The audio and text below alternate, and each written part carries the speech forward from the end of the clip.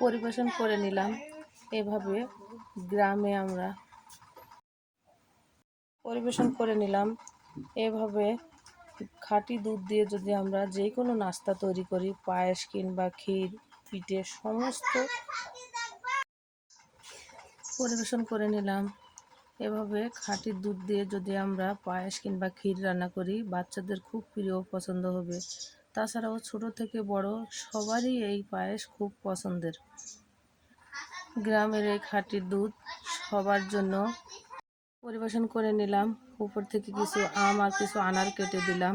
আমার মতো এভাবে খাঁটি দুধ দিয়ে বাড়িতে একবার হলেও পায়েস কিংবা ক্ষীর রান্না করে দেখবেন, বাচ্চারা খুব তৃপ্তি করে খাবে। আমার পরিবারে তো এই রান্নাটা করলে পরিবেশন করে নিলাম। উপর থেকে কিছু আনার আর কিছু আম কেটে দিয়ে দিলাম। এই রান্নাটা খাঁটি দুধ দিয়ে যদি একবার হলো